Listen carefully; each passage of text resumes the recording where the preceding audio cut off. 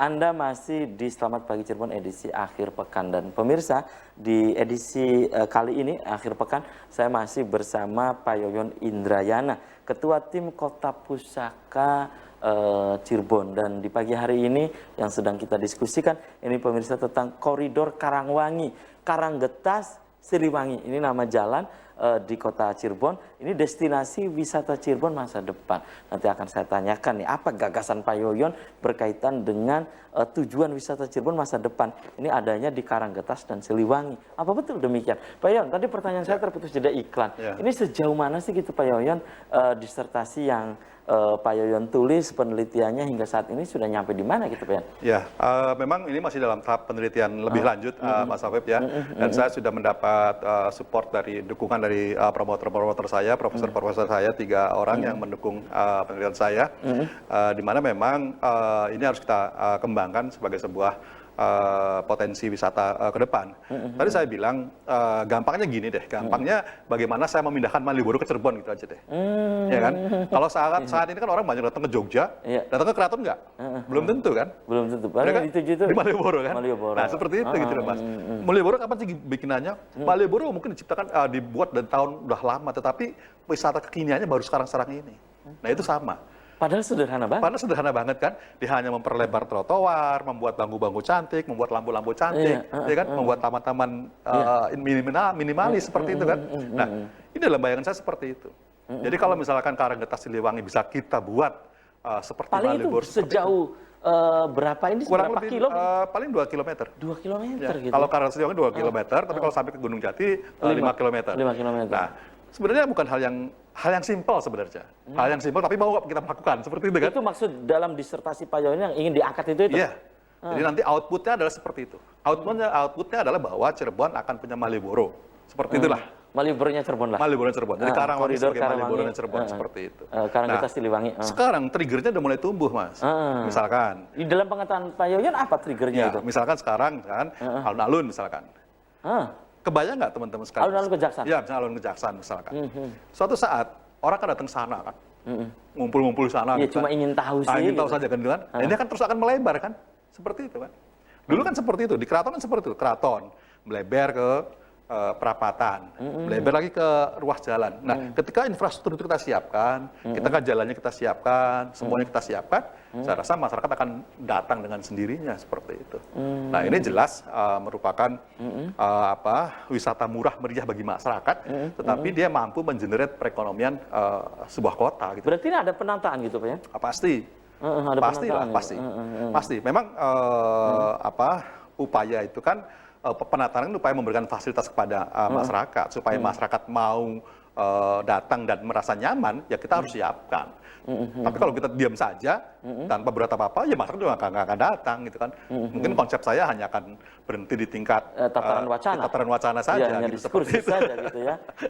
Oke. Pak Yoyon, yang saat ini Pak Yoyon ya, ini kan tentu literaturnya, literasi atau literaturnya, ini kan tentu banyak nih Pak Yoyon ya. Tetapi kan bukan hanya yang ada di Cirebon. Pak Yoyon ini menggali literatur ini dari mana gitu Pak? Saya sudah meng-compare dengan beberapa, ada 28 penelitian, 28 penelitian yang sejenis yang dengan tema ini. Seperti misalkan kalau di kita ya ada Malioboro misalkan. Atau ada Jalan Asia Afrika Bandung misalkan, atau juga Jalan Pemuda Semarang misalkan. Jadi banyak Mas yang coba saya compare dan saya merasa bahwa Cirebon punya keunggulan. Punya keunggulan. Keunggulan dari sisi apa? Tadi saya bilang kita punya historis yang sangat luar biasa. Panjang gitu ya. Kan? Saya bilang saya yakin bahwa di Indonesia ini atau di Jawa inilah semua mengenal Wali Songo. Iya. Iya kan? Salah satunya adalah Sunan Gunung Jati. Iya. Mungkin selama ini teman-teman taunya pesannya saja ingsun titip tajuk dan fakir miskin. Selesai di situ saja tanpa ada berbuat apa-apa kan gitu seperti itu kan. Nah, padahal kalau kita bisa mewujudkan salah satu amanat beliau ini bahwa kita harus bisa mensejahterakan masyarakat kita. Nah, itu adalah salah satu upaya untuk menuju ke sana. Kenapa? Karena ending dari ini adalah tetap kesejahteraan, Mas. Jadi kalau misalkan endingnya itu tidak kesejahteraan, saya pikir percuma kita lakukan sesuatu. Jadi menurut saya apapun programnya, endingnya adalah tetap pada kesejahteraan masyarakat. Itu yang bagus. Dan ide ya, Ya.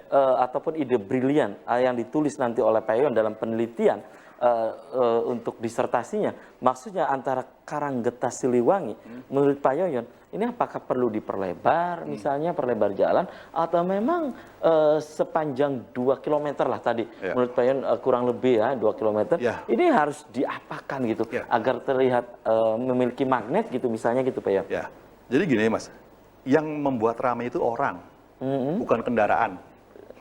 Dan itu sudah ada di kota Sudah kita. ada gitu. kan? Nah, kalau jalan itu kita tata supaya orang banyak berkumpul di sana, itulah ekonomi. Tapi kalau cuma sekedar mobil banyak datang ke sana, orangnya sedikit, kemacetan yang terjadi. Ya kan? Nah, artinya apa? Adalah bahwa penataan yang harus dilakukan adalah fokusnya ya pada pemberian kenyamanan kepada aktivitas orang.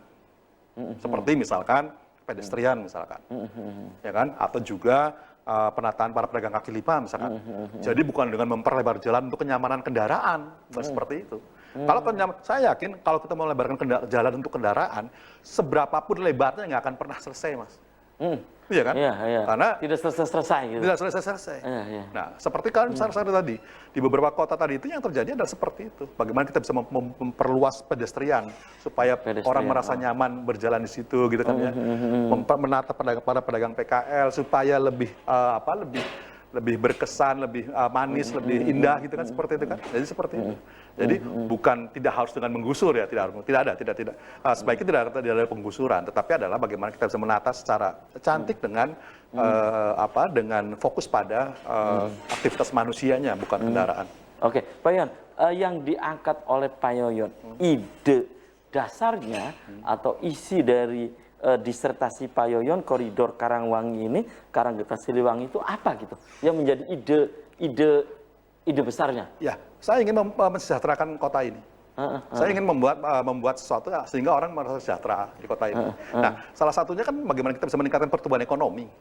Nah, dengan melalui koridor Karangwangi itu akan banyak para pelaku, para penggiat ekonominya akan tergenerate. Para pedagang, restoran, hotel segala macam otomatis akan tumbuh dengan sendirinya. Nah, ini kan akan membuat efek domino atau multiplier efek yang sangat bagus bagi kesejahteraan masyarakat kita. Jadi Mas Afif, dalam pandangan saya itu tidak ada aktivitas selain aktivitas pariwisata yang mampu mengenerate perekonomian secara maksimal. Oke, dan Pak Yoyon yang tadi disebutkan oleh Pak Yoyon sepanjang jalan misalnya antara Karanggetas Siliwangi kemudian sampai ke Makam Sunan Gunung Jati yang tadi disebutkan oleh Pak Yoyon, itu berarti jalan-jalan yang penuh dengan sejarah gitu Pak Yoyon? Iya, kita bisa bilang bahwa aktivitas antara Gunung Jati dan Keraton itu sudah dimulai sejak abad ke-15 yang lalu. Artinya sudah 500 tahun lebih, atau 600 tahun lebih.